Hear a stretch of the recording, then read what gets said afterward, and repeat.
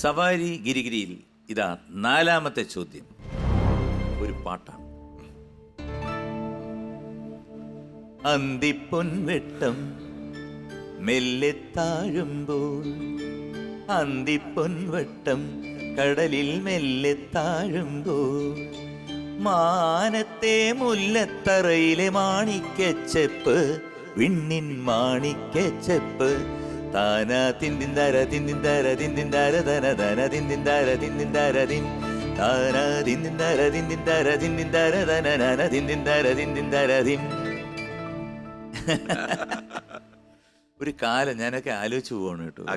ആ സമയം മദ്രാസിലെ ജീവിതം, ബ്രൗൺ സ്റ്റോൺ അപ്പാർട്ട്മെന്റ്സിൽ സുരേഷിന്റെ ഫ്ലാറ്റിൽ, പിന്നെ വേറെ കുറെ ഫ്ലാറ്റിൽ, അങ്ങനെ മാറി മാറി ആട്ടോറിക്ഷയിലുള്ള യാത്ര. ടൈം. ചോദ്യം ഇതാണ്, ശ്രദ്ധിക്കുക. ഈ ഗാനത്തിന്റെ രചന നിർവഹിച്ചിരിക്കുന്നത് ആരാണ്? A Kaithapram, B Poovachal Khader, C Shibu ചക്രവർത്തി. അറിയാം, ഞാൻ ഒരു ഡൗട്ടും ഇല്ലാതെ പറയാം, ഷിബു ചക്രവർത്തി. സി ഷിബു ചക്രവർത്തി. അതെ, ഞാനെടുത്തിട്ട് പൂട്ടി. യെസ്, ഷിബു എൻ്റെ വളരെ അടുത്ത സുഹൃത്തുമാണ്. മാത്രമല്ല, ഷിബു നമ്മുടെ ഈ ഫീൽഡിൽ കുറേ നാളായിട്ട് എഴുത്തുകാരനായിട്ടുണ്ടായിരുന്നു, പിന്നെ ലിറിസിസ്റ്റ് ആയിട്ടുണ്ടായിരുന്നു, സ്ക്രിപ്റ്റായി, പിന്നെ എനിക്ക് തോന്നുന്നു സംവിധാനം അദ്ദേഹം ചെയ്തോ ഇല്ലയോ എന്ന് എനിക്ക് ഓർമ്മയില്ല. പിന്നീട് കൈരളി ചാനലിൽ അദ്ദേഹം കുറേ നാൾ അദ്ദേഹം ടോപ്പിലിരുന്നു. അപ്പോൾ ആ ഒരു കാലഘട്ടത്തിലൊക്കെ അത്രയും അടുത്ത് ഇടപഴകാൻ കിട്ടിയൊരു വ്യക്തി. അമൃതയിലും ഉണ്ടായിരുന്നു. യെസ്, സോറി അത് മറന്നുപോയി, അമൃതയിലും ഉണ്ടായിരുന്നു. അപ്പോൾ ആ ഒരു കാലഘട്ടത്തിൽ ഏറ്റവും അടുത്ത് ഇടപഴകിയിരുന്ന ഒരാളായിരുന്നു. അപ്പോൾ അതുകൊണ്ട് അദ്ദേഹത്തിൻ്റെ വർക്കെല്ലാം ഒരുമാതിരി കറക്റ്റായിട്ട് മനസ്സിൽ എന്നെ തന്നിട്ടുണ്ട്. അതുകൊണ്ട് ഒരു സംശയമില്ല. ഇദ്ദേഹമാണ് എന്നെ ആദ്യമായിട്ട് കാസറ്റിൽ ഇൻട്രൊഡ്യൂസ് ചെയ്തത്. ഇദ്ദേഹവും ഡെന്നീസ് ജോസഫും മരിച്ചുപോയ ഉസ്മാൻ, രഞ്ജിനി കാസറ്റ്, ഇവരാണ് എറണാകുളത്ത് വെച്ചിട്ട് എന്നെ അവരുടെ ഒരു ഓണപ്പാട്ടിൽ ആദ്യം ഇൻട്രൊഡ്യൂസ് ചെയ്തത്. അന്നാണ് ഞാൻ ഈ കാസറ്റ് ഇറങ്ങിയ സമയമാണ്. യെസ്, അന്ന് എനിക്കൊരു വലിയ ഓപ്പർച്യൂണിറ്റിയാണ് കിട്ടുന്നത്. അതിനുശേഷം അവരെടുക്കുന്ന എല്ലാ ചിത്രങ്ങളിലും, നായർ സാബ് തുടങ്ങിയിട്ടുള്ള അവരുടെ എറണാകുളം അവരുടെ ആൾക്കാരെടുക്കുന്ന എല്ലാ ചിത്രങ്ങളിലും എനിക്ക് പാടാനുള്ള അവസരം ഉണ്ടായി. അതിൻ്റെ കാരണക്കാർ ഒന്ന് ഷിബു, ഒന്ന് Dennis Joseph. Thank you so much. ഞാൻ ഇവിടെ ഒരു കാര്യം കൂടെ പറഞ്ഞോട്ടെ. ഇപ്പോൾ എൻ്റെ മുമ്പിലിരുന്ന് ഇങ്ങനെ ശ്രീകുട്ടൻ മോഹൻലാലിൻ്റെ പാട്ടുകളാണല്ലോ എല്ലാം പാടുന്നത്. അപ്പം ആ ഒരു കാലഘട്ടത്തിൽ എല്ലാവരും പറഞ്ഞൊരു കാര്യമുണ്ട്, അത് എല്ലാവർക്കും അറിയാവുന്ന കാര്യമാണ്. മോഹൻലാൽ സ്ക്രീനിൽ പാടുമ്പോൾ അത് മോഹൻലാലിൻ്റെ ശബ്ദമായിട്ടാണ് ശ്രീകുട്ടൻ്റെ ശബ്ദം അവിടെ ധ്വനി നമ്മൾ കേട്ടിരുന്നത്. ആ ഒരു എത്രയോ വർഷമായിട്ട് നിങ്ങളുടെ ആ ഒരു ബോണ്ടിങ് ഭയങ്കരമല്ലേ ശരിക്കും പറഞ്ഞാൽ? അതെന്താന്ന് അങ്ങനെ ഇതെല്ലാം സംഭവിക്കുന്നതാണ്. അതായത് കുറേ നാൾ 2013 വരെ ഞാൻ ഈ ചാനൽ വർക്കിൽ സജീവമായിരുന്നു. കാരണം ഓരോ ചാനലിലും ഫുൾ വർക്ക് ചാനലിലായിരുന്നു. 13 കഴിഞ്ഞ് 14 എൻ്റെ ആയപ്പോഴത്തേക്ക്, 14 ഒന്നുമില്ല, 13 കഴിഞ്ഞപ്പോഴത്തേക്ക് തീർന്നു. ഞാൻ പല ചാനലിലായിട്ട് കുറേ വർഷം വർക്ക് ചെയ്യുന്നുണ്ട്, 20-25 വർഷം. അതിൽ 2013 വരെ ഞാൻ റിയാലിറ്റി ഷോയിലുണ്ടായിരുന്നു. അതിനുശേഷം ഇല്ല, 14-15 ഇല്ല. ഈ കാലം മുഴുവൻ ഞാൻ സിനിമയിൽ പാടുന്നില്ലായിരുന്നു.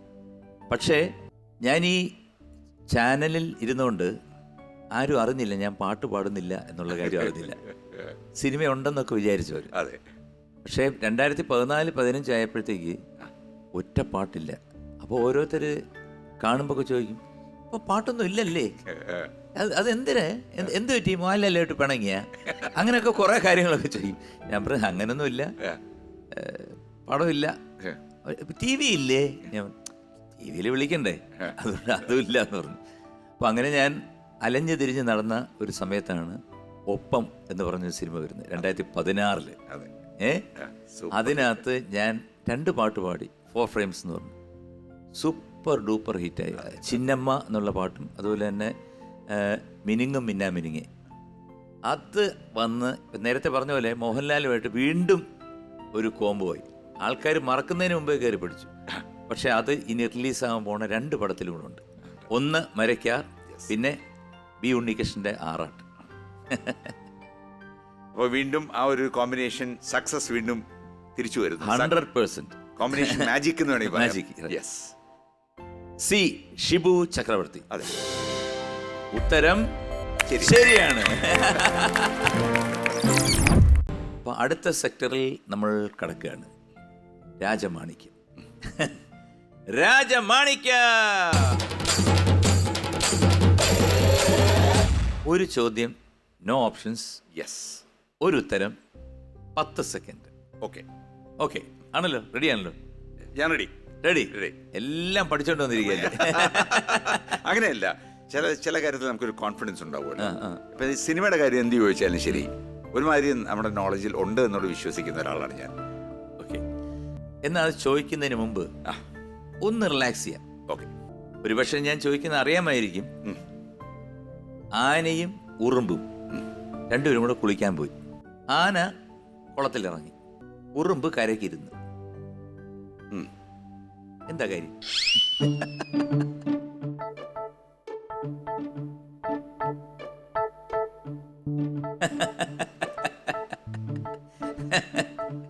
കുളിക്കാൻ പോയിട്ട് ഒരാള് കരയ്ക്കിരുന്നു. എറുമ്പ് കരയ്ക്കിരുന്നു, ആന കുളിക്കാൻ ഇറങ്ങി. ആന ഇറങ്ങിയപ്പോ തന്നെ വെള്ളം മുഴുവൻ പുറത്തോട്ട് വന്നു. അതല്ല, നഹി നഹി, എന്തോ കൊനിഷ്ടാണ്, എന്താ അതറിയാം. ഞാൻ പറഞ്ഞേക്കട്ടെ? പറയൂ. സമയം കളയണ്ട. രണ്ടുപേർക്കും കൂടെ ഒരു തോർത്ത ഉണ്ടായിരുന്നു. ഒരാൾ കയറിയിട്ടുണ്ട്. അതെ. രാജമാണിക്യത്തിലെ രാജചോദ്യം ഇതാ. വന്ദനം എന്ന സിനിമ ഇറങ്ങിയ വർഷം. Your time starts now. 10, 1989. 6, 5, 4, വേണ്ട, 3, 89. 1. 1989. യെസ്. ഇത്ര ഉറപ്പിച്ച് പറയാൻ കഴിയും? ഉറപ്പിച്ച് പറയാൻ കിരീട് റിലീസ് ചെയ്ത അതേ വർഷമാണ്. എനിക്ക് വ്യക്തമായിട്ട് ഓർമ്മയുണ്ട്. അത് എന്റെ കാര്യം. അപ്പോ ദിനു പുലിയാണ് കേട്ടാ, പുലി.